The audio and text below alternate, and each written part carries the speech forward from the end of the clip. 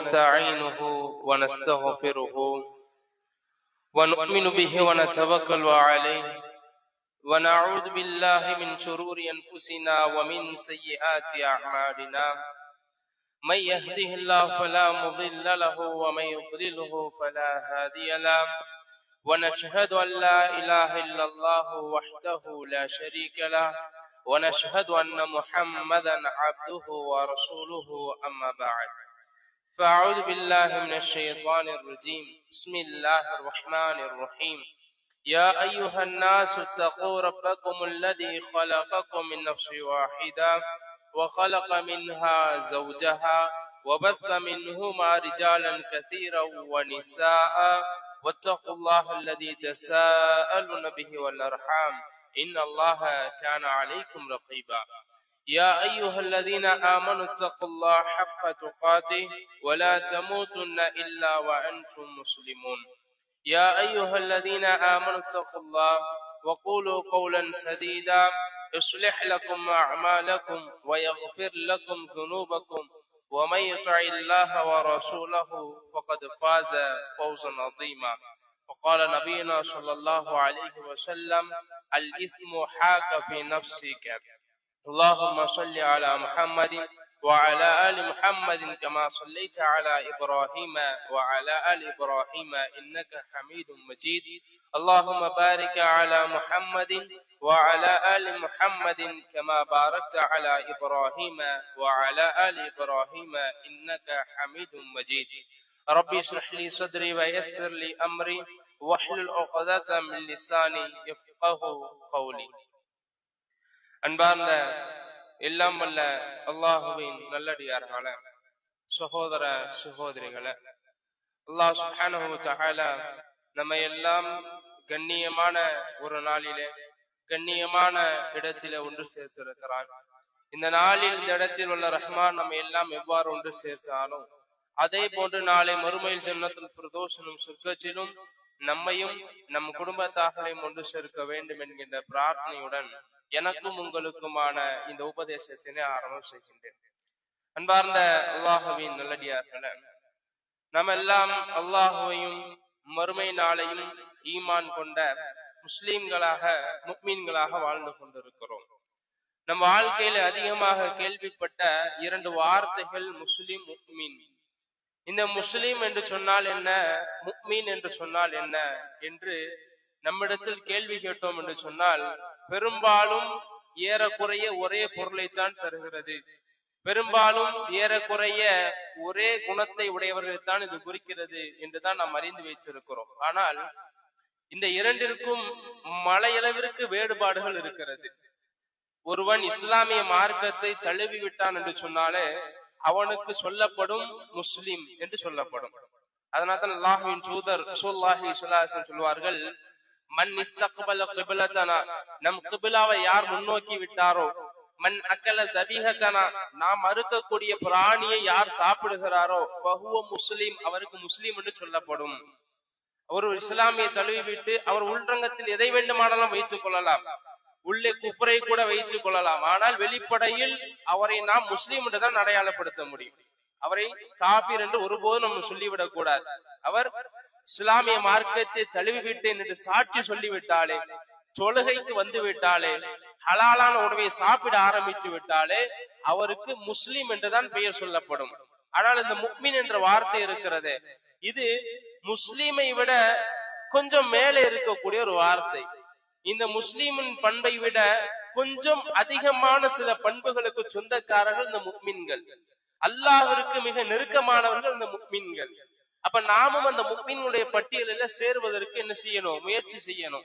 யாருங்க அந்த முஃமின், அவருடைய பண்புகள் என்ன என்று கேட்டீங்கன்னா, அல்லாஹும் அல்லாஹ்வின் தூதர் ரசூலுல்லாஹி ஸல்லல்லாஹு அலைஹி வஸல்லம் அவர்களும் குர்ஆனிலும் ஹதீஸிலும் முஃமின்கள் யார், அவர்களின் பண்புகள் எப்படி இருக்கும் என்பதை குறித்து பலதரப்பட்ட பண்புகளை நமக்கு சொல்லி இருக்கிறாங்க.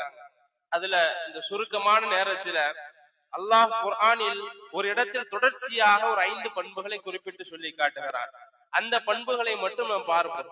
அல்லாஹ் சுப்ஹானஹு வ தஆலா சூரத்துல் அன்ஃபால் என்று சொல்லக்கூடிய அத்தியாயம், 8வது அத்தியாயம், இந்த 8வது அத்தியாயத்தின் ஆரம்ப வசனங்கள் 2வது வசனத்திலிருந்து அல்லாஹ் அந்த வசனத்தை ஆரம்பம் செய்வான். முஃமின்கள் என்றால் யார், அவர்களின் பண்புகள் என்ன, அவர்களின் செயல்கள் எப்படி எல்லாம் இருக்கும் என்பதை குறித்து அல்லாஹ் அந்த வசனத்திலே வரிசையாக பட்டியலிடுவான். அப்ப அல்லாஹ் முதலாவதா சொல்லக்கூடிய பண்பு என்னவென்று சொன்னா, காரணம் எல்லா மனிதர்களும் முஸ்லிமாக ஆகிவிட முடியும், முஃமினாக ஆகிவிட முடியாது. ஒரு கிராமப்புறவாசி அல்லாஹ்வின் தூதரிடத்தில் சொல்லுவார், காலத்தில் ஆராபு ஆமன்னா, அல்லாஹ் குர்ஆனில் சொல்லுகிறார், காலத்தில் ஆராபு ஆமன்னா, நபியே அந்த அல்லாஹ்வின் தூதரிடத்தில் சொல்லுவார், நாங்கள்லாம் முஃமினாகி விட்டோம் என்று சொல்லுவார். அல்லாஹ் சொல்லுவான், குல், நபியே நீங்க சொல்லுங்க அந்த மனிதருக்கு, குல்லம் துக்மினு, நீங்கள் முஃமினாகவில்லை, வலாக்கின் கூலு அஸ்லம்னா, நாங்கள் முஸ்லீம் ஆகிவிட்டோம் என்று சொல்லுங்க என்று அல்லாஹ்வின் தூதருக்கு அல்லாஹ் கட்டளையிடுவான். அப்ப முஃமின் என்கின்ற அந்த பட்டியலை பெறுவதற்கு நம்ம முயற்சி செய்ய வேண்டும். என்ன முயற்சி செய்யணும்? அல்லாஹ் சொல்லக்கூடிய பண்புகளை எல்லாம் நம் வாழ்க்கையில நம்ம கொண்டு வரணும். அல்லாஹ் சுப்ஹானஹு வ தஆலா அப்படி சொல்லக்கூடிய பண்புகள் தான் சூரத்துல் அன்ஃபால் 8வது அத்தியாயத்தின் ஆரம்ப வசனங்கள். அல்லாஹ் சொல்லுகிறான் பாருங்க, முதலாவது பண்பு, இன்னமல் முஃமினூன் அல்லதீன இதா ذுக்கிரல்லாஹ், முஃமின்கள் யார் என்று சொன்னால், இதா ذுக்கிரல்லாஹ், அவர்களுக்கு அல்லாஹ்வை பற்றி நினைவூட்டப்பட்டால், அல்லாஹ்வை பற்றி சொல்லப்பட்டால், வஜிலத் குலூபுஹும், அவர்களின் உள்ளங்கள் எல்லாம் பயந்து நடுங்கி விடும் என்று அல்லாஹ் சொல்லி காட்டுகிறார். முதலாவது பண்பு. இது 2 விதமாக தப்சீர் அறிஞர்கள் விரிவுரை செய்வார்கள். எப்படி? அல்லாஹ்வை பற்றி ஒரு இடத்தில் பேசப்படுகிறது, அல்லாஹ்வை பற்றி நினைவு கூறப்படுகிறது என்று சொன்னால் அவரின் உள்ளங்கள் எல்லாம் பயந்து நடுங்கி விடும் என்று ஒரு விரிவுரை செய்யப்படுகிறது. இன்னொரு விளக்கம் எப்படி சொல்லப்படும் தெரியுமா? குல்லு பனி ஆதம ஹத்தாவுன், ஆதமின் எல்லா பிள்ளைகளும் தவறு செய்யக்கூடியவர்கள் தான், ஏதோ ஒரு விதத்தில் தவறிழைக்கக்கூடியவர்கள் தான். அந்த தவறு செய்து முடித்ததற்கு பின்னால், அல்லாஹ்வின் ஞாபகம் வந்ததற்கு பின்னால் அவரின் உள்ளங்கள் எல்லாம் நடுங்கி விடும் என்று சொல்லுவார்கள். ஏதோ ஒரு விதத்தில் தவறு ஏற்படும், அந்த தவறு நிகழ்ந்ததற்கு பின்னால் அல்லாஹ்வின் ஞாபகம் வரும், அல்லாஹ்வின் சிந்தனை வரும். அப்படி வருகிற பொழுது அவரின் உள்ளம் பயப்பட வேண்டும், நடுங்க வேண்டும். அல்லாஹ்வின் தூதர் ரசூலுல்லாஹி ஸல்லல்லாஹு அலைஹி வஸல்லம் ஒரு மனிதர் ஓடி வருவார். அவருக்கு பெயர் மாயிஸ் இப்னு மாலிக் ரலியல்லாஹு அன்ஹு அவர்கள். பெரிய ஒரு குற்றத்தை செய்து விடுவார். சொல்லுவார், அல்லாஹ்வின் தூதரே, எனக்கு தண்டனையை கொடுங்கள், நான் மோசமான ஒரு காரியத்தை செய்து விட்டேன், விபச்சாரம் செய்து விட்டேன் என்று சொல்லுவார். அல்லாஹ்வின் தூதர் ரசூலுல்லாஹி ஸல்லல்லாஹு அலைஹி வஸல்லம் முகத்தை திருப்புவார்கள். மீண்டும் அந்த பக்கம் முகத்தை பக்கம் பார்த்து சொல்லுவார், எனக்கு தண்டனையை கொடுங்கள். அல்லாஹ்வின் தூதர் முகத்தை திருப்புவார்கள். 4 மர்ராத் ஹதீஸில் பதிவு செய்யப்படும். 4 முறைப்படி நிற்பார் சொல்லிக்கொண்டே. அல்லாஹ்வின் தூதர் ரசூலுல்லாஹி ஸல்லல்லாஹு அலைஹி வஸல்லம் அவர்கள் கேட்பார்கள், அஷ்ரீப்துல் ஹம்ர், மது அறிந்து இருக்கிறாயா? அன்த பி மஜ்னூன், உனக்கு ஏதாவது பைத்தியம் பிடித்து இருக்கிறதா? ஏன் இப்படி பேசுகிறாய்? அந்த மனிதர் சொல்லுவார், எந்த மதுவையும் அருந்தவில்லை, எந்த பைத்தியமும் எனக்கு இல்லை, நான் தவறு செய்தது உண்மை, எனக்கு தண்டனையை கொடுங்கள் என்று நிற்பார். அல்லாஹ்வின் தூதர் ஸல்லல்லாஹு அலைஹி வஸல்லம் தீர விசாரித்து விட்டு அவருக்கு தண்டனை நிறைவேற்றுங்கள் என்று சொல்லுவார்கள். என்ன தண்டனை? ஒட்டுமொத்த மக்களும் பார்க்கக்கூடிய வண்ணம் கல்லால் எரிந்து மரண தண்டனை. இதான் அவருக்கான தண்டனை. ஒருவன் விபச்சாரம் செய்து விட்டால் அவனுக்கான தண்டனை என்ன? இதுதான். அந்த மனிதர் கல்லால் எரிந்து தண்டனை நிறைவேற்றப்பட்டு மரணிப்பார். அல்லாஹ்வின் தூதர் ரசூலுல்லாஹி ஸல்லல்லாஹு அலைஹி வஸல்லம் தொழுகை நடத்துவதற்காக அப்படி நிற்பாங்க.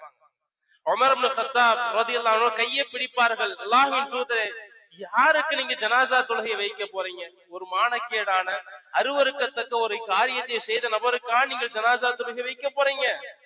அல்லாஹ்வின் தூதர் ரசூலுல்லாஹி ஸல்லல்லாஹு அலைஹி வஸல்லம் சொல்வார்கள், உமரே, இது இருக்கிறார் இந்த மாயிஸ், இவர் சாதாரண ஆளு கிடையாது. இவர் செய்த இந்த தௌபா இருக்கிறது, இந்த தௌபா மதீனா நகரத்தில் இருக்கக்கூடிய 70,000 நபர்கள், அல்லது இன்னொரு ஹதீஸ் 70 நபர்களின் ஈமானுக்கு பங்கிட்டு கொடுத்தாலும் அதை விடவும் அதிகமான ஈமானுக்கு சொந்தக்காரர் இந்த மாயிஸ், சொர்க்கவாதி அவர் என்று சொல்லுவார்கள்.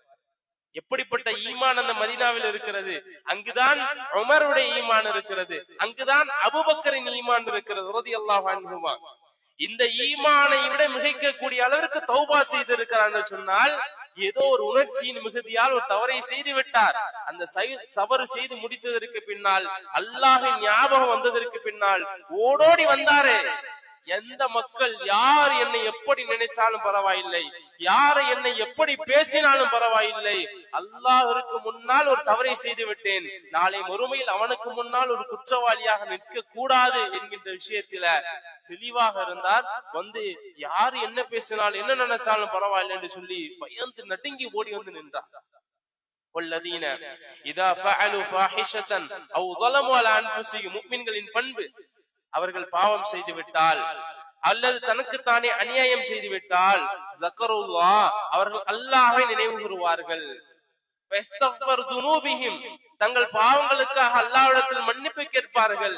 வமை யக்ஃபிரு துனூப இல்லல்லாஹ், அல்லாஹ் கேட்கிறான், அல்லாஹ்வை தவிர யார் மன்னிக்க கூடியவர் இருக்கிறார்?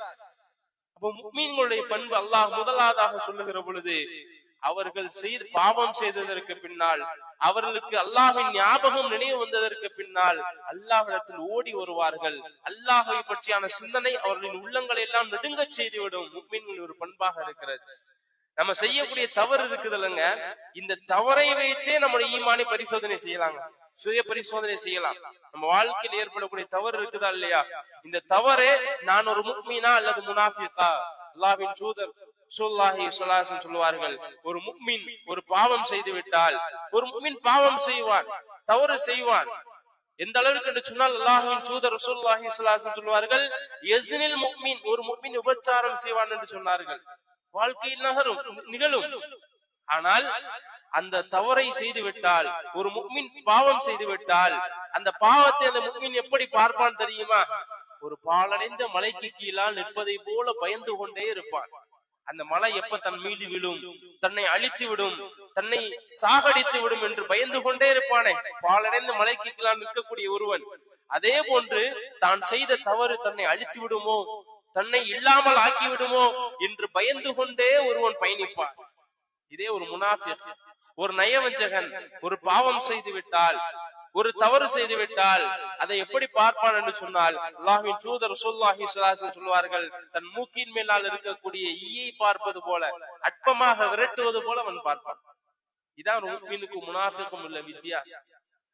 அப்ப நாம செய்யக்கூடிய பாவம், வாழ்க்கை நிகழக்கூடிய தவறுகளை நம்ம எப்படி பார்க்கிறோம்? அந்த பாவத்தை நம்ம பயந்து பார்க்கிறோமா அல்லது அற்பமாக கருதுகிறோமா? பாவம் என்பது நிகழும், தவறு என்பது நிகழும்.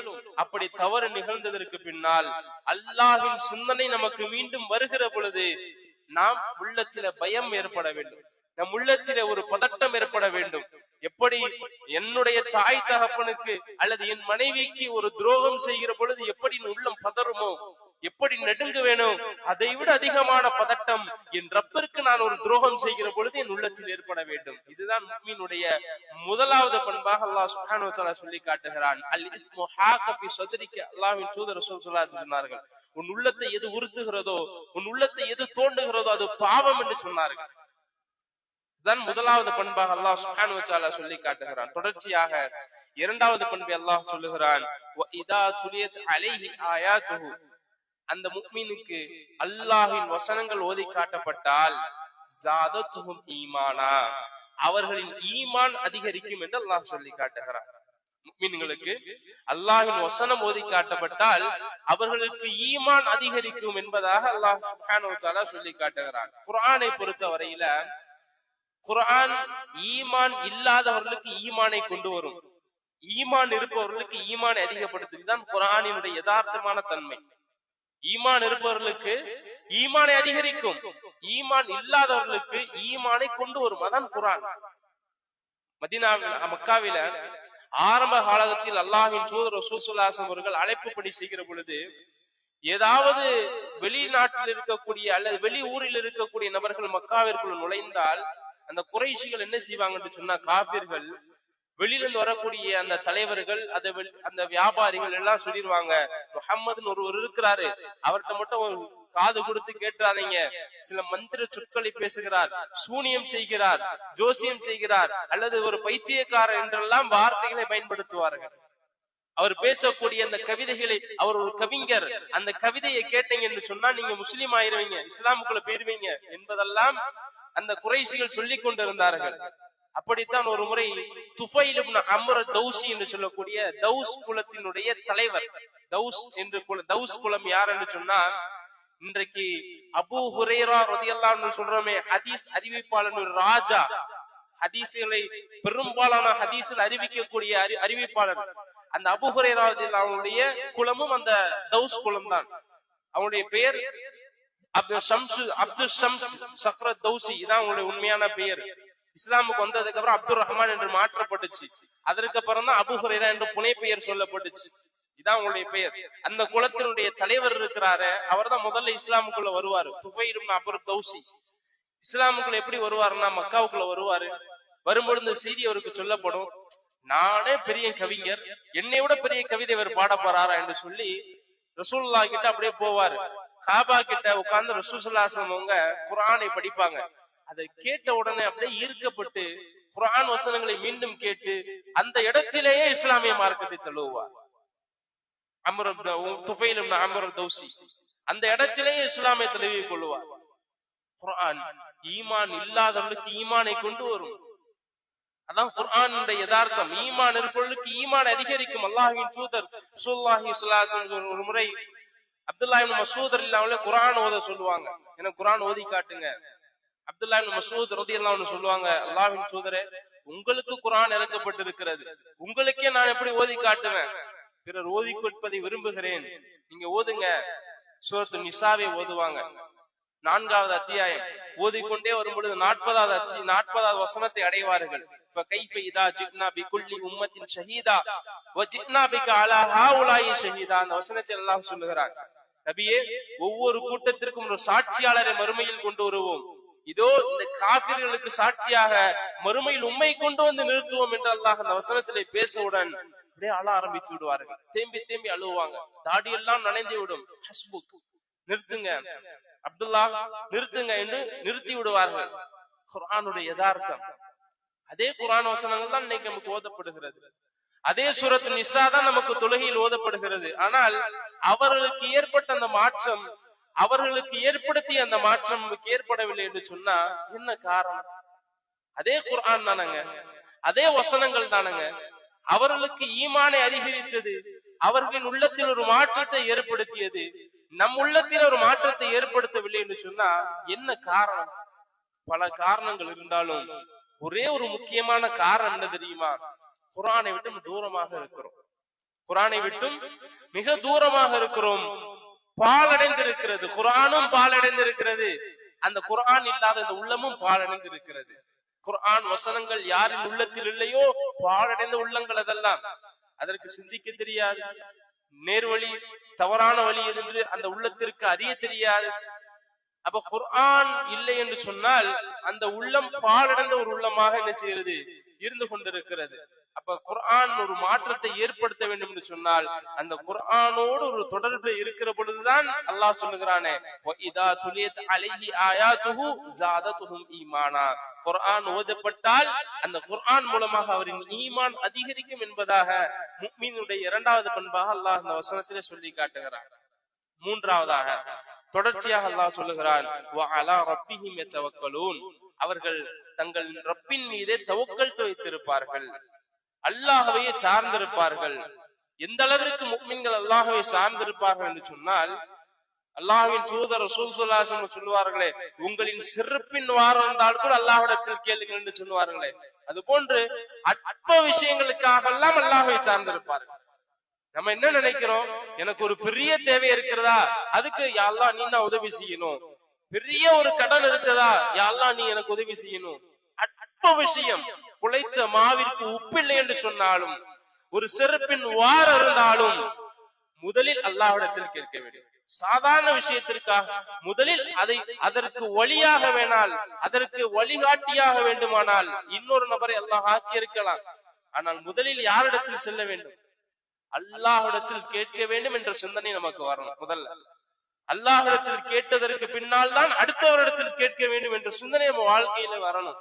அந்த சிந்தனை வந்தது என்று சொன்னீங்கன்னா, அல்லாஹ்வின் தூதர் ரசூலுல்லாஹி ஸல்லல்லாஹு அலைஹி வஸல்லம் சொல்வார்கள், ஒரு முறை உங்களில் 70,000 நபர்கள் கேள்வி கணக்கே இல்லாமல் சோனம் செல்வார்கள்.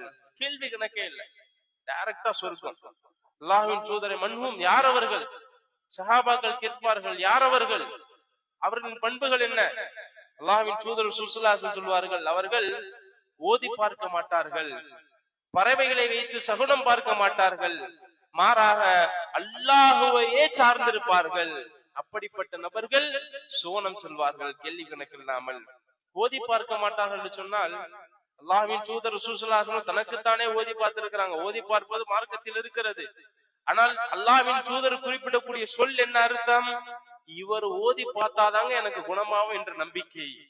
இந்த அஜர்த், இந்த ஆலிம்ஷா ஓதி பார்த்தாதான் இந்த நோய் குணமாகும் என்ற நம்பிக்கை. அந்த நம்பிக்கை வந்து விட்டது என்று சொன்னால் அது தவக்கல் அல்ல.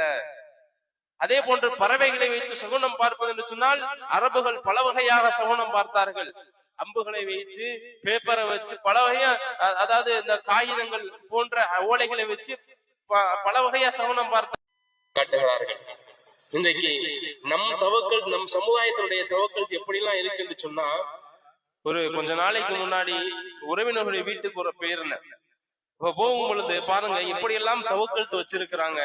வீட்டு வாசல்ல போனோன்னே ஆயத்துல் குர்சி போட்டா ஒட்டி இருக்கிறாங்க. என்னங்க கதவுல ஆயத்துல் குர்சி போட்டா வச்சிருக்கிறீங்க, உள்ள போகும்போது படிச்சுட்டு போறதுக்கா அப்படிங்கிட்ட, இல்ல நம்ம வீடு கொஞ்சம் அவுட்டர்ல இருக்கு பாத்தீங்களா, பேய் பிசாசுல இது உள்ள வந்துடக்கூடாது, அதுக்கு ஒரு தடையா கவசமா வச்சிருக்கிறோம். எப்படி தவக்கல் எதுல? அந்த ஆயத்துல் குர்சி 5 ரூபா அட்டை மேல இருக்குது. தூங்கும் பொழுது தலைமாட்டுல குரான் வச்சு தூங்குறாங்க. எதுக்கு? நைட்டு கெட்ட கனவு எது வந்துடக்கூடாது, சாலியான கனவு வரணும் என்பதற்காக. சரி, அந்த ஆயத்துல் குர்சியை படிங்க அப்படிங்கிட்ட படிக்க தெரியல. அந்த ஆயத்துல் குர்சிக்கு அர்த்தம் என்ன தெரியல. ஆனா அந்த ஆயத்துல் குர்சியை வச்சிருக்கிறாங்க. இப்படித்தான் நம் சமுதாயத்துடைய தவக்கல் இருக்கிறது. அந்த இன்னும் சிலர் அந்த ஆயத்துல் குர்சி குர்ஆன் வசனம் என்று சொல்லி அதை தாயத்தாக எல்லாம் கட்டி தொங்க விடக்கூடிய காட்சி எல்லாம் இருக்கிறது. மன் தஅல்லக தமீமத்தன் ஃபகத் அஷ்ரக. அல்லாஹ்வின் தூதர் ரசூலுல்லாஹி ஸல்லல்லாஹு அலைஹி வஸல்லம் தெளிவாக சொன்னார்கள், எவன் தாயத்தை கட்டி தொங்க விடுகிறானோ அவன் ஷிர்க் செய்து விட்டான். இன்னொரு ஹதீஸ் சொல்லுகிறது, ஃபகத் கஃபர, அவன் காஃபிராகி விட்டான். கடுமையான வார்த்தை அல்லாஹ்வின் தூதர் ரசூலுல்லாஹி ஸல்லல்லாஹு அலைஹி வஸல்லம் பயன்படுத்துவார்கள். தாயத்தை கட்டி தொங்க விட்டால் அவன் காஃபிராகி விட்டான். ஏன்? அல்லாஹ்விற்கு கொடுக்க வேண்டிய ஒரு தன்மையை, அல்லாஹ்வின் ஒரு பண்பை அந்த தகடுக்கும் அந்த தாயத்திற்கும் அந்த குர்ஆனுக்கும் கொடுத்தாலும் சரி, அது குர்ஆனாகவே இருக்கட்டும், அது அல்லாஹ்வின் வார்த்தையாகவே இருக்கட்டும், ஆனால் அல்லாஹ்வின் தன்மை ஒருபோதும் எந்த ஒன்றுக்கும் வந்து விடாது என்பதில் ஒரு முஃமின் தெளிவாக இருப்பான். முழுக்க முழுக்க அல்லாஹ்வே சார்ந்திருப்பான். ஒரு மனிதர் அல்லாஹ்வின் தூதர் ரசூலுல்லாஹி ஸல்லல்லாஹு அலைஹி வஸல்லம் வரும் பொழுது கையில ஒரு மஞ்சள் கலர்ல கயிறு கட்டிட்டு வருவாரு. என்னப்பா கயிறு கட்டி இருக்கிறார்? அந்த மனிதர் சொல்லுவார், அல்லாஹ்வின் தூதர், எனக்கு வாஹினா என்று சொல்லக்கூடிய நோய் இருக்கிறது. வாஹினா என்று சொன்னா தொடையில் ஏற்படக்கூடிய நோய், அந்த நோய் இருக்கிறது. அந்த நோய் போறதுக்காக நான் மஞ்சள் கையில கயிறு கட்டி இருக்கிறேன், இது ஒரு ஐதீகம் என்று சொல்லும் பொழுது அல்லாஹ்வின் தூதர் ரசூலுல்லாஹி ஸல்லல்லாஹு அலைஹி வஸல்லம் சொல்லுவார்கள், இந்த கயிறை கவிழ்த்து தூக்கி போட்டு, இதே நிலையில் மரணித்தால் உன் இறுதி நிலை மோசமானதாக இருக்கும், நஷ்டவாளியாக ஆகிவிடுவாய் என்பதை எச்சரித்து அல்லாஹ்வின் தூதர் ரசூலுல்லாஹி ஸல்லல்லாஹு அலைஹி வஸல்லம் தடுத்து அந்த இடத்துல அனுப்புவார்கள். அப்ப முஃமினுடைய பண்பாக அல்லாஹ் சுப்ஹானஹு வ தஆலா சொல்லுகிற பொழுது அவர்கள் அல்லாஹ்வையே சார்ந்திருப்பார்கள், வேற எதையுமே சார்ந்திருக்க மாட்டார்கள். அல்லாஹ் மீதே தவக்கல், அது அற்பமாக காரியமாக இருந்தாலும் சரி, மிகச்சிறிய ஒரு விஷயமாக இருந்தாலும் சரி, முதலில் அல்லாஹ் மீதுதான் தவக்கல் வைப்பார்கள். முஃமின்களுடைய 3வது பண்பாக அல்லாஹ் அதில் சொல்லி காட்டுகிறார். 4வதாக தொடர்ச்சியாக அல்லாஹ் சொல்லும் பொழுது, அல்லதீன, அந்த முஃமின்கள் யார் தெரியுமா? யுகீமுனஸ் ஸலாத், அவர்கள் தொழக்கூடியவர்களாக இருப்பார்கள், தொழுகையை நிலைநாட்டக்கூடியவர்களாக இருப்பார்கள். நாங்களும் தொழதாங்க செய்வோம், நாங்களும் தொழுகை நிலைநாட்டக்கூடியவர்கள் தான். முஃமின்களின் தொழுகை வித்தியாசமாக இருக்குமா எங்கள் தொழுகையை விட என்று கேட்டால், ஆமா, கொஞ்சம் வித்தியாசமாக இருக்கும். முஃமின்களின் தொழுகை இருக்குதா இல்லையா? அது நம் தொழுகையை விட கொஞ்சம் வித்தியாசமானதாக இருக்கும். எப்படி வித்தியாசமாக இருக்கும்? அல்லாஹ் குர்ஆனிலே சொல்லி காட்டுகிறானே, இன்ன ஸலாத கானத் அலல் முஃமினீன கிதாபம் மௌகூதா, தொழுகை என்பது முஃமின்கள் மீது நேரம் குறிக்கப்பட்ட கடமை என்று அல்லாஹ் சொல்லுகிறானே, அந்த நேரம் குறிக்கப்பட்ட விஷயத்துல முஃமின்கள் வித்தியாசப்பட்டு தான் இருப்பார்கள். லுஹரா லுஹரில் தொழுவார்கள், அஸரா அஸரில் தொழுவார்கள், மக்ரிபா மக்ரிபை தொழுவார்கள். லுஹரை அஸரிலோ, அஸரை மக்ரிபிலோ, மக்ரிபை இஷாவிலோ சேர்த்து அப்படி தொழக்கூடியவர்களாக இருக்க மாட்டாங்க. அந்தந்த வக்தில சரியாக தொழக்கூடியவர்களாக இருப்பாங்க. அல்லாஹ் சுப்ஹானஹு வ தஆலா சூரத்துல் முஃமினூன் என்று சொல்லி அத்தியாயம் வைத்திருக்கிறான். சூரத்துல் முஃமின் என்ற ஒரு அத்தியாயம் இருக்கிறது, சூரத்துல் முஃமினூன் என்ற ஒரு அத்தியாயம் இருக்கிறது. அந்த அத்தியாயத்தினுடைய ஆரம்பம் எப்படி இருக்கும் தெரியுமா? قد افلح المؤمنون, முஃமின்கள் வெற்றி பெற்று விட்டார்கள். அவர்களின் பண்பு என்ன? الذين هم على صلاتهم يحافظون, தங்கள் தொழுகையிலே பேணுதலாக இருப்பார்கள். அல்லாஹ் சொல்லக்கூடிய முதல் வசனமே அதுதான். தங்கள் தொழுகையிலே பேணுதலாக இருப்பார்கள். அல்லதீனஹும் ஃபீ ஸலாத்திஹிம் காஷிஊன், தங்கள் தொழுகையிலே உள்ளச்சத்தோடு நிற்பார்கள். முஃமினின் தொழுகை அல்லாஹ் வர்ணிக்கிறான். அவர் தொழுகையில நிக்கிற பொழுது உள்ளச்சத்தோடு நிற்பார்கள். எப்படி? தஅபுதுல்லாஹ கஅன்னக தரா, நீ அல்லாஹ்வை பார்ப்பது போல் வணங்கு. ஃபஇல்லம் தகுன் தரா, அது உன்னால் முடியவில்லையா, ஃபஇன்னஹு யராக், அவன் உன்னை பார்க்கிறான். அல்லாஹ் என்னை பார்த்து கொண்டிருக்கிறான், அல்லாஹோடு நான் உரையாடுகிறேன் என்ற சிந்தனையில் அந்த முஃமின் தொழுகையை நிற்பார். இதான் முஃமினுடைய தொழுகையா இருக்கும். இதுதான் உயிரோட்டமான ஒரு தொழுகையாக இருக்கும். அந்த அப்படிப்பட்ட சிந்தனை இல்லை என்று சொன்னால் வயலுல் லில் முஸல்லின், அந்த தொழுகையாளிக்கு கேடுதான் என்று அல்லாஹ் சொல்லுகிறான். அந்த சிந்தனை இல்லை என்று சொன்னால் வயலுல் லில் முஸல்லின், அந்த தொழுகையாளிக்கு கேடுதான். ஏன்? அல்லதீனஹும் அன் ஸலாத்திஹிம் சாஹூன், அவன் தொழுகையிலே பராமுகமாக நிற்கிறான், அசால்ட்டா நிற்கிறான். அல்லதீனஹும் யுராவுன், பிறருக்கு காட்டுவதற்காக தொழுகிறான். நான் தொழுகையாளி, 5 நேரம் தொழக்கூடியவன் என்று பிறருக்கு காட்டுவதற்காக அவன் நிற்கிறான். அவனுக்கு வயலுன், கேடுதான் என்பதாக அல்லாஹ் சுப்ஹானஹு வ தஆலா சொல்லி காட்டுகிறான். அப்ப முஃமினுடைய பண்பாக அல்லாஹ் சொல்லக்கூடிய ஒரு வசனம், அவர்கள் சரியான முறையில அதற்கான நேரத்திலே கரெக்டா தொழக்கூடியவர்களாக இருப்பார்கள். அந்த தொழுகையிலே உள்ளச்சத்தோடு அல்லாஹோடு உரையாடுகிறோம் என்ற சிந்தனையிலே இருப்பார்கள். அல்லாஹ்வின் தூதர் ஸல்லல்லாஹு அலைஹி வஸல்லம் அவர்கள் தொழுகை கடமையாக்கப்பட்டு வருகிற பொழுது எப்படிப்பட்ட சிந்தனையில் வந்திருப்பாங்க.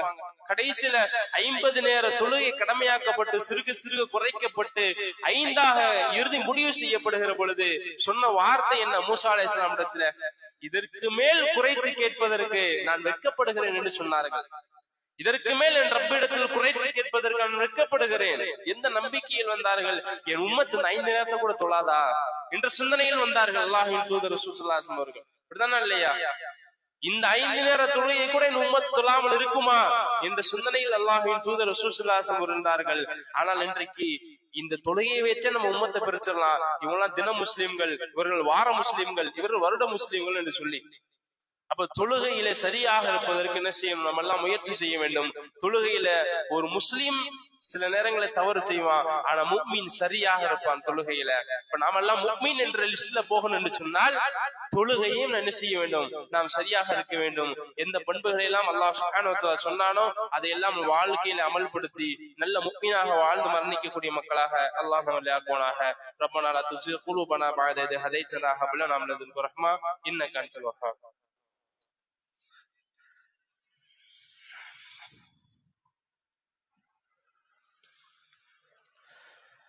الحمد لله رب العالمين والصلاة والسلام على أشرف الأنبياء والمرسلين وعلى آله وصحبه والناس أجمعين. அன்பார்ந்த சகோதர சகோதரிகளே, முஃமின்கள் என்று சொன்னால் யார்? அவர்களின் பண்புகள் என்ன? சூரத்துல் அன்ஃபால் என்கின்ற அத்தியாயத்தில் தொடர்ச்சியாக அல்லாஹ் அவர்களின் பண்புகளை குறித்து பேசி வருகிறார். இன்னமல் முஃமினூன் அல்லதீன இதா ذுக்கிரல்லாஹ் வஜிலத் குலூபுஹும். மீண்டும் ஒரு முறை அந்த பண்புகளை ஞாபகப்படுத்துகிறேன், தாமதமாக வந்தவர்களுக்கும் சேர்த்து. அல்லாஹ்வை பற்றி நினைவூட்டப்பட்டால் அவரின் உள்ளங்கள் எல்லாம் நடுங்கிவிடும். இதா துலியத் அலைஹி ஆயாத்துஹு ஸாதத்துஹும் ஈமானா. அந்த முஃமின்களுக்கு அல்லாஹ்வின் வசனங்கள் ஓதி காட்டப்பட்டால் ஈமான் அதிகரிக்கும். وعلى ربهم يتوكلون. அவர்கள் அல்லாஹ் மீதே தவக்கல் வைத்திருப்பார்கள், ரப்பின் மீதே நம்பிக்கை வைத்திருப்பார்கள்.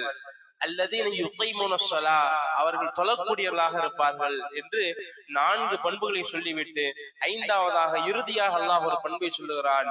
வமிம்மா ரஸக்னாஹும் யுன்ஃபிகூன். நாம் கொடுத்த ரிஸ்கில் இருந்து அவர்கள் அல்லாஹ்வின் பாதையில் செலவு செய்யக்கூடியவர்களாக இருப்பார்கள் என்று அல்லாஹ் சொல்லி காட்டுகிறார். குர்ஆன்ல எங்கெல்லாம் அல்லாஹ் கொடுங்கள் அல்லது அந்த முஃமின்கள் கொடுப்பார்கள் என்று அல்லாஹ் எங்கெல்லாம் சொல்லுகிறானோ அங்கெல்லாம் எப்படி வார்த்தை அல்லாஹ் பயன்படுத்துவான் என்று சொன்னால், நான் கொடுத்ததிலிருந்து நீ கொடு, நான் கொடுத்ததிலிருந்து அவர்கள் கொடுப்பார்கள் என்றுதான் அல்லாஹ் பயன்படுத்துவான். அவர் சம்பாரிச்சு கஷ்டப்பட்டு கொண்டு அப்படி சொல்ல மாட்டான். நான் கொடுத்தது. எப்பொழுது அல்லாஹ் கொடுத்தான் என்ற சிந்தனை ஒருவனுக்கு வருகிறதோ அப்படிதான் கொடுக்கணும் என்ற சிந்தனை வரும். இந்த கொடுத்தல் என்பது, பிறருக்கு உதவி செய்தல் என்பது, பொருளாதாரத்தை அல்லாஹ்வின் பாதையில் வழங்குதல் என்பது பொருள் சார்ந்த ஒரு விஷயம் மட்டுமல்ல, பொருள் சார்ந்த ஒரு வணக்க வழிபாடு மட்டுமல்ல, நம்பிக்கை சார்ந்த வணக்க வழிபாடும் தான். எப்படி நம்பிக்கை? கொடுத்தால் குறைந்து விடும் என்பது மாற்றார்களின் நம்பிக்கை. ஆனால் கொடுத்தால் அதிகரிக்கும் என்பது ஒரு முஃமினின் நம்பிக்கை. அல்லாஹ்வின் தூதர் ரசூலுல்லாஹி ஸல்லல்லாஹு அலைஹி வஸல்லம் மா நகஸத் மின் மாலின் அப்தின் ஸதகா, ஸதகாவின் மூலமாக ஒரு அடியானின் சொத்தில் எதுவும் அல்லாஹ் குறைக்க போவது கிடையாது, குறையாது என்று சொன்னார்கள் ரசூலுல்லாஹி ஸல்லல்லாஹு அலைஹி வஸல்லம் அவர்கள். அது அதிகரிக்கும், அது கூடும். காரணம், அல்லாஹ் எனக்கு கொடுத்தான், நான் அதை கொடுக்கிறேன். அல்லாஹ் இதை பன்மடங்காக பெருக்கி எனக்கு உலகத்திலும் தருகிறான், நாளை மறுமையிலும் தருகிறான் என்பது ஒரு முஃமினின் நம்பிக்கை, ஒரு நம்பிக்கை சார்ந்த விஷயம். அதனால்தான் சஹாபாக்கள் என்கிட்ட இவ்வளவுதான் இருக்குது, இதையும் கொடுத்தா போயிருமோ என்ற சிந்தனை எல்லாம் அல்லாஹ் கொடுத்தேன். ஒரு முறை ரசூலுல்லாஹி ஸல்லல்லாஹு அலைஹி வஸல்லம் ஒரு வழக்கு ஒன்று வருகிறது. என்ன வழக்கு? ஒரு மனிதர் தன் வீட்டிற்கு வேலி அமைக்க வேண்டும் நினைக்கிறார். இன்னொரு மனிதரின் வீட்டு பக்கத்துல இருக்கிறது. அவர் வீட்டுல இருந்து ஒரு மரம் ஒண்ணு குறுக்க வருது. இவர் வேலி அமைப்பதற்கு அந்த மரம் கொஞ்சம் இடைஞ்சலா இருக்குது. இந்த மரத்தை எடுங்க, அந்த மரத்துக்கான கிரயம் உங்களுக்கு தரேன் என்று இந்த இடத்துக்காரர் சொல்றாரு. அந்த மரத்துக்காரர் சொல்றாரு, இல்ல எடுக்க மாட்டேன். இந்த வழக்கு ரசூலுல்லாஹி ஸல்லல்லாஹு அலைஹி வஸல்லம் வருது. அல்லாஹ்வின் தூதர் ரசூலுல்லாஹி ஸல்லல்லாஹு அலைஹி வஸல்லம் அவர்கள் அந்த மரத்தை நீங்க எடுக்கலாமே, அதுக்கான கிரயம் உங்களுக்கு தரேன்னு சொல்றாரு. இல்ல நான் எடுக்க மாட்டேன் அப்படின்னு சொல்லிடுவார். அந்த மரத்தை நீங்க எடுத்தீங்கன்னா, அந்த மரத்தை அவருக்கு நீங்க கொடுத்தா அல்லாஹ் சொர்க்கத்தில் ஒரு மரத்தை தருகிறார் என்று சொல்லுவார் ரசூலுல்லாஹி ஸல்லல்லாஹு அலைஹி வஸல்லம். அவர் முடியாது, எடுக்க மாட்டேன் என்று சொல்லி விடுவார். அப்ப அநியாயமா புடிங்கி கொடுக்க முடியுமா? முடியாது. அதான் கொடுக்க, இடத்துக்காரர் கொடுக்க மாட்டேன்னு சொல்லிட்டாரு. ரசூலுல்லாஹி ஸல்லல்லாஹு அலைஹி வஸல்லம் அனுப்பி வச்சிருவாங்க. இதை அருகிலிருந்து பார்த்து கொண்டிருக்கிறார் நபி தோழர் அபூ தஹ்தா என்று சொல்லக்கூடிய நபி தோழர். அபூ தல்ஹா என்ற ஒரு தோழர் இருக்கிறார், அவர் வேற. அபூ தஹ்தா என்று சொல்லக்கூடிய இன்னொரு தோழர் பார்த்து கொண்டிருக்கிறார். நேரம் அந்த மரத்துக்கு சொந்தக்காரன் வீட்டுக்கு போவார். போய் கேட்பார், மதீனா நகரத்தில தன் தோட்டத்தின் பெயரை சொல்லுவார். இந்த தோட்டத்தை தெரியுமா உங்களுக்கு? அந்த தோட்டத்தை தெரியாம இருக்குமா? 600 பெரித்த மரங்கள் கொண்ட செழிப்பான தோட்டம். அந்த தோட்டம் என்னோடதுதான். இந்த மரத்தை எனக்கு கொடுத்தீங்கன்னா அந்த தோட்டத்தை உங்களுக்கு தருவேன். கரும்பு திங்க யாராவது கூலி கேட்பாங்களா? அவர் என்ன செஞ்சிருவாரு, தாராளமா எடுத்துக்கோங்க என்று சொல்லி அந்த மரத்தை கொடுத்துருவார், இந்த தோட்டத்தை கொடுத்துருவார். ஒப்பந்தத்தை வாங்கி கொண்டு அல்லாஹ்வின் தூதர் ரசூலுல்லாஹி ஸல்லல்லாஹு அலைஹி வஸல்லம் நிற்பார். அல்லாஹ்வின் தூதரே, கொஞ்ச நேரத்துக்கு முன்னாடி ஒரு சலுகை சொன்னீங்கல்ல, அந்த சலுகை இன்னும் இருக்கிறதா? நம்ம எப்படி கடையில போய் அந்த ஆஃபர் போட்டிருந்தீங்க, அந்த ஆஃபர் இருக்குதான்னு கேட்போமோ, அந்த மாதிரி அவர் கேட்கிறாரு, அந்த சலுகை என்ன சலுகை? இந்த மரத்தை கொடுத்தால் சொர்க்கத்தில் அல்லாஹ் ஒரு மரத்தை தருவான் என்று ஒரு சலுகை சொன்னீங்களே, அது இன்னும் இருக்கிறதா என்று கேட்பார். இந்தாங்க அந்த மரத்தை வாங்கிட்டு வந்துட்டேன், அது என் தோட்டத்தை கொடுத்து இந்த மரத்தை வாங்கி விட்டேன் என்று சொல்லுகிற பொழுது அல்லாஹ்வின் தூதர் ரசூலுல்லாஹி ஸல்லல்லாஹு அலைஹி வஸல்லம் சொல்வார், அபூ தஹ்தா, உனக்கு அல்லாஹ் சொர்க்கத்தில் ஒன்றல்ல இரண்டல்ல 600க்கும் மேற்பட்ட ஒரு பேரித்தம் தோட்டத்தை வைத்திருக்கிறான், உனக்காக அல்லாஹ் நட்டு வைத்திருக்கிறான் என்று சொல்லுவார். அபூ தஹ்தா நேரா தன் தோட்டத்திற்கு போய், அங்குதான் தன் மனைவியும் தன் குழந்தையும் அங்குதான் இருக்கிறது. உம்மு தஹ்தா, வெளியில வாங்க, இந்த தோட்டத்தை அல்லாஹ்வின் பாதையில் கொடுத்து விட்டேன் என்று சொல்லுகிற பொழுது அந்த பெண் சொல்லுவாள், ரபிஹத் திஜாரா, ரபிஹத் திஜாரா, என்ன ஒரு லாபமான வியாபாரம் செய்து விட்டு வந்திருக்கிறீர்கள், அல்லாஹ்வின் பாதையிலா கொடுத்தீர்கள், லாபமான வியாபாரம், வெற்றிகரமான வியாபாரம் என்று சொல்லி அப்படியே குடும்பத்தோட என்று சொல்லுவார்கள். அல்லாஹ் கொடுத்தான், நாங்கள் கொடுக்கிறோம். அல்லாஹ் கொடுத்தான் என்ற சிந்தனை வந்தால்தான் நம்ம கொடுத்தது என்ற சிந்தனை என்பது என்ன செய்யும், வரும். அந்த நம்பிக்கை இருக்க வேண்டும். அதான் முஃமினுடைய பண்பு. நம்பி கொடுப்பார்கள், அல்லாஹ் எனக்கு கொடுத்தான், நான் அல்லாஹ்வின் பாதையில கொடுக்கிறேன். அல்லாஹ்வின் பாதையில் எங்கெல்லாம் கொடுக்க வேண்டிய சூழல் நமக்கு அல்லாஹ் காட்டி தருகிறானோ அங்கெல்லாம் அல்லாஹ் எனக்கு கொடுத்த அந்த பொருளாதாரத்தை அல்லாஹ்வின் பாதையில கொடுப்பதற்கு என்ன செய்யக்கூடாது, தயக்கம் ஏற்படக்கூடாது. அப்படிப்பட்ட ஒரு சூழல் இன்றைய தினத்தில அல்லாஹ் சுப்ஹானஹு வ தஆலா நமக்கு ஏற்படுத்தி தந்திருக்கிறார். என்னன்னு சொன்னா, நம்முடைய ஜமாஅத்தில கிட்டத்தட்ட 39 வருடங்களுக்கு மேலாக இயங்கிக் கொண்டிருக்கக்கூடிய ஒரு ஸ்தாபனம் தான் அல் ஜாமியத்துல் ஃபிர்தௌசியா அரபிக் கல்லூரி. நாகர்கோவில் இயங்கிக் கொண்டிருக்கக்கூடிய அல் ஜாமியத்துல் ஃபிர்தௌசியா அரபிக் கல்லூரி. இந்த கல்லூரியில் 100க்கும் மேற்பட்ட ஃபிர்தௌசிகள் படித்து முடித்து பட்டம் பெற்று உள்நாடுகளிலும் வெளிநாடுகளிலும் சிறப்பான முறையில அழைப்பு பணிகள் செய்து வந்து கொண்டிருக்கிறார்கள். அந்த கல்லூரி ஆரம்ப காலத்திலிருந்து பொதுவான நிரந்தரமான வருமானம் என்று ஒன்று கிடையாது. ரமலானிலும் ரமலான் அல்லாத காலத்திலும் மக்கள் எல்லாம் அங்கு கொடுக்கக்கூடிய பொருளாதாரத்தின் மூலமாகத்தான் என்ன செய்து இந்த கல்லூரியில பல ஆலிம்கள் பட்டம் பெற்று பயின்று வந்தார்கள். இப்ப அந்த கல்லூரியில மாணவர்கள் தங்குவதற்கான பற்றாக்குறை ஏற்பட்டிருக்கிறது. அதோட விளைவு என்னன்னு சொன்னா, மாணவர்கள் திருப்பி அனுப்பப்படுகிறார்கள். ஆரம்பத்துல அட்மிஷன் போடும் பொழுது இடவசதி இல்ல என்று சொல்லி திருப்பி அனுப்பப்படுகிறார்கள். ஆரம்பத்துல வந்தவர்கள் மட்டும் சேர்க்கப்படுறாங்க.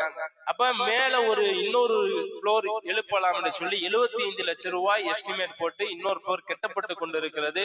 வரக்கூடிய கல்வியாண்டில இன்னும் அதிகமான மாணவர்கள் சேர்ந்து படிப்பதற்கான வாய்ப்பு ஏற்படுத்தப்பட்டிருக்கிறது.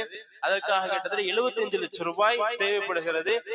அந்த ஒரு வசூலுக்காக இன்னைக்கு உங்களுக்கு முன்னால் நம்ம வந்திருக்கிறோம். இன்ஷா அல்லாஹ் அந்த கல்லூரி அதிகமான மாணவர்கள் படிக்கணும். காரணம், ஏற்கனவே இயங்கி கொண்டிருக்கக்கூடிய கல்லூரி. இன்னைக்கு நான் உங்க முன்னாடி பேசுறேன்னு சொன்னா, நான் சொல்லப்பட்ட செய்தி உங்களுக்கு பயனுள்ளதாக இருக்குன்னு சொன்னா, அதன் நன்மை எல்லாம் எனக்கும் சேரும், அந்த கல்லூரி சொல்லி கொடுத்த ஆசிரியர்களுக்கும் சேரும். அந்த கல்லூரி உருவாக்கிய எத்தனையோ முகம் தெரியும். அங்க படிக்கும் பொழுது ஒரு ஃபீஸ் கூட கொடுக்கல, ₹1 கூட நான் ஃபீஸ் கட்டல. அப்ப அங்கு 5 ஆண்டுகள் படிக்கும் பொழுது நான் சாப்பிட்ட அந்த உணவு, நான் படித்த அந்த காலங்கள், அவர்களுக்கு கொடுக்கப்பட்ட அந்த ஊதியம் எல்லாம் யாரென்று தெரியாது, கண் தெரியாதவர்கள். அந்த நன்மை எல்லாம் அவர்களுக்கும் போய் சேர்ந்து கொண்டேதான் இருக்கும். அல்லாஹ்வின் தூதர் ரசூலுல்லாஹி ஸல்லல்லாஹு அலைஹி வஸல்லம் சொல்வார்களே, மன் தல்ல அலா கைரின் அஜ்ருஹு கஅஜ்ரி ஃபாயிலிஹி, யார் ஒரு நன்மைக்கு வழிகாட்டுவாரோ, நன்மை நடப்பதற்கு காரணியாக இருப்பாரோ, அவருக்கான கூலி என்ன தெரியுமா? அந்த நன்மையை செய்தவருக்கு என்ன கூலி கிடைக்குமோ அதே போன்றான கூலி அவருக்கும் கிடைக்கும். எவ்வளவு நன்மைகள் அவருக்கு போய்கொண்டே இருக்கும். அப்படிப்பட்ட ஒரு வாய்ப்பை அல்லாஹ் சுப்ஹானஹு வ தஆலா சதகத்துன் ஜாரியா, நிரந்தரமாக நமக்கு வரக்கூடிய ஒரு வாய்ப்பை அல்லாஹ் சுப்ஹானஹு வ தஆலா நமக்கு ஏற்படுத்தி தந்திருக்கிறான். உங்களால் முடிந்த அளவு அந்த கல்லூரியின் விரிவாக்கத்திற்கு அதிகமான பொருளாதாரங்களை தந்து வழங்கிடுமாறு கேட்டுக்கொள்கிறோம். அல்லாஹ் சுப்ஹானஹு வ தஆலா வாழுகிற காலத்துல நல்ல ஒரு முஃமினாக, காரணம் நம்ம வாழக்கூடிய காலகட்டம் என்பது ரொம்ப மாறிவிட்டது. எப்படிப்பட்ட காலகட்டம் என்று சொன்னால், அல்லாஹ்வின் தூதர் ரசூலுல்லாஹி ஸல்லல்லாஹு அலைஹி வஸல்லம் சொல்வார்கள், யுஸ்பிஹு ரஜுலு முஃமினன், ஒரு மனிதன் காலையில் முஃமினாக இருப்பான், வ யும்சி காஃபிரன், மாலையில் காஃபிராகி விடுவான். யும்சி முஃமினன், மாலையில் முஃமினாக இருப்பான், வ யுஸ்பிஹு காஃபிரன், காலையில் காஃபிராகி விடுவான். அற்ப காரியங்களுக்காகவெல்லாம் தன் மார்க்கத்தை விட்டுவிட்டு போய்விடுவான். அப்படிப்பட்ட காலத்தில் தான் வாழுகிறோமோ என்று சந்தேகிக்கக்கூடிய காலம். அப்படிப்பட்ட காலத்தில நம் முஸ்லீமாக இருக்கிறோம். அல்லாஹ் சுப்ஹானஹு வ தஆலா இடத்தில் நல்ல ஒரு முஃமினாக மாறக்கூடிய ஒரு வாய்ப்பை அல்லாஹ் சுப்ஹானஹு வ தஆலா நமக்கு ஏற்படுத்தி தந்திருக்கிறான். அதற்கான முதல் படியாக, முதல் முயற்சியாக நாம் நடைமுறைப்படுத்துவதற்கு முன்னால, ஜும்மா முடித்ததற்கு பின்னால் சூரத்துல் அன்ஃபால் 8வது அத்தியாயம், மீண்டும் சொல்லுகிறேன், 8வது அத்தியாயம் சூரத்துல் அன்ஃபால் 2வது வசனம், 3வது 2 வசனங்கள் தான் எடுத்து படிங்க. சொன்ன 5 செயல்களும் 5 பண்புகளும் அந்த வசனத்தில் இருக்குதான்னு பாருங்க, அதை நடைமுறைப்படுத்துங்கள். அல்லாஹ் சுப்ஹானஹு வ தஆலா வாழுகிற காலத்தில் நல்ல முஸ்லிம்களாக, முஃமின்களாக வாழ்ந்து மரணிக்கிற பொழுது முஃமின்களாக மரணிச்சினாலே மறுமையில ஜன்னத்துல் ஃபிர்தௌஸ் சொர்க்கத்தில் அல்லாஹ்வின் தூதர் ரசூலுல்லாஹி ஸல்லல்லாஹு அலைஹி வஸல்லம் நம் குடும்பம் உறவாடக்கூடிய ஒரு வாய்ப்பை அல்லாஹ் ஏற்படுத்தி தருவானாக. ربنا لا تزغ قلوبنا بعد إذ هديتنا وهب لنا من لدنك رحمة إنك أنت الوهاب. السلام عليكم ورحمة الله وبركاته.